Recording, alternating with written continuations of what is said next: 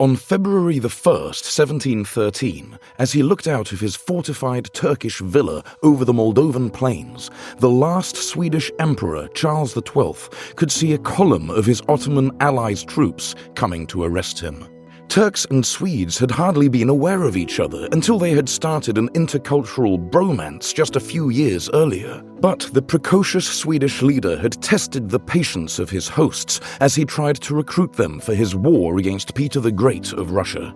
Convinced that his cause was just and that God was on his side, Charles ordered his 600 remaining soldiers to prepare for their first battle in 5 years, this time against their own allies, in what Voltaire called the Swedish Thermopylae, but would be remembered by Swedes as Kalabaliken I Bender. Although the Swedes were vastly outnumbered, the fighting lasted for 8 hours, with the Swedes holding the Crimeans off at the edge of the city before retreating to the king's fortified villa. Here, the fighting continued until the Tatars set fire to the building, overpowering Charles sword in hand as he tried to escape. 40 Tatars and 12 Swedes lost their lives in the confrontation. Charles and 80 officers were arrested and sent to a prison in Timurtash near Edirne. Karlopolis was leveled to the ground. When news of all this drama reached Sultan Ahmet III, he was furious. Devlet Giray and Baltaja Mehmet Pasha were both stripped of their titles and exiled to Greece. A looming war with Safavid Persia distracted the Ottomans from their northern border, and British intrigue brokered peace between Russia and the Ottomans in 1713.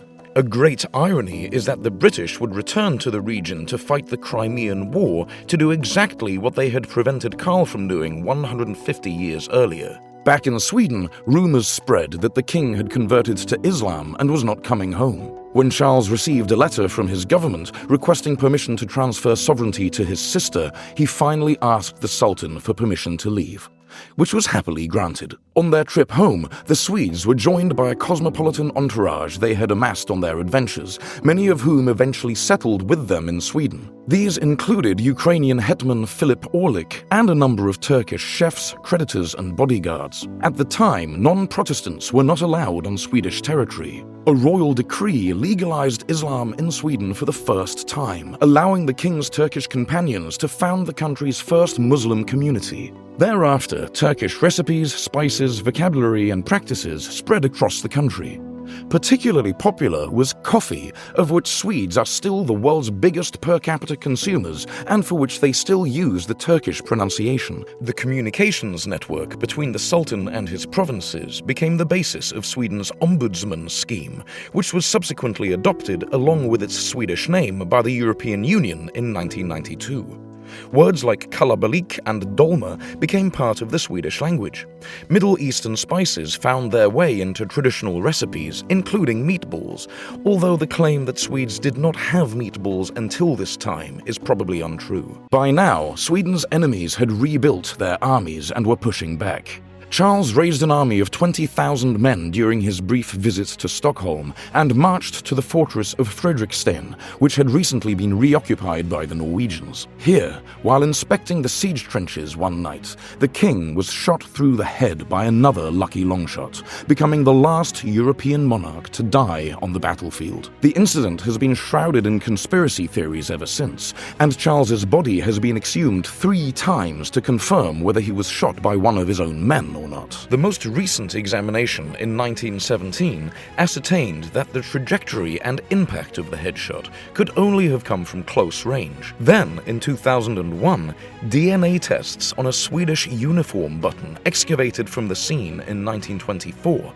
was found to be encrusted in blood that only belonged to Charles and another 1% of the Swedish population. This has given credence to a theory that Charles was assassinated by one of his own men, who, thinking the king had divine immunity to bullets, loaded the murder weapon with a button taken from his own uniform.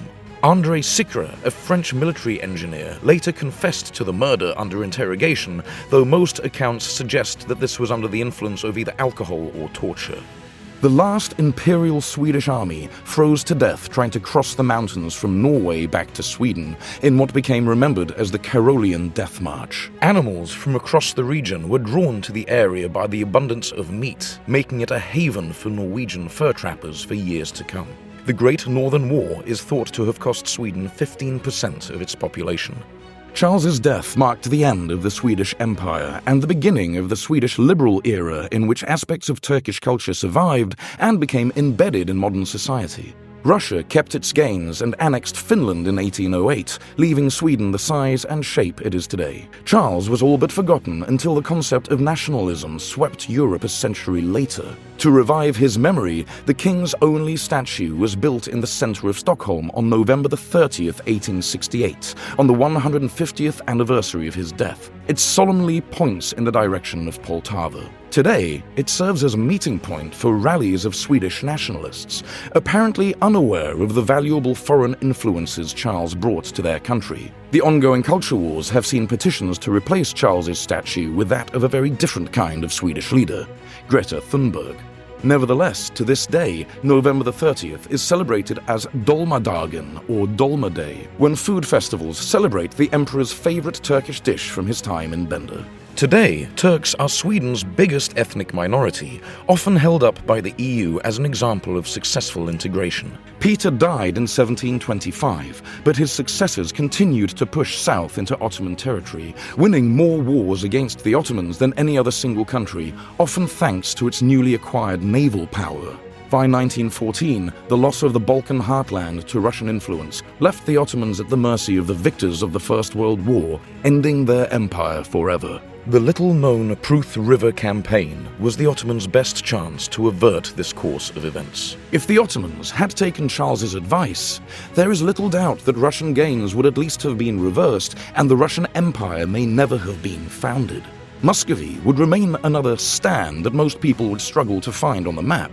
The Swedish Empire may have remained the dominant power in Northern Europe, and the Ottoman Empire's golden age may have continued, and their influence would have spread across Turkic Central Asia in place of Russia's. And a united Ukraine, not an expansionist Russia, may have rediscovered its past role as the leader of the Slavic world. Or maybe not. But the undercurrents of Turkish-Swedish relations run much deeper than arguments about meatballs or even NATO, and can be traced back to a time when Turks, Swedes, and Ukrainians fought side by side in a forgotten war that very nearly changed the course of history, as well as adding some much-needed variety to Swedish restaurant menus.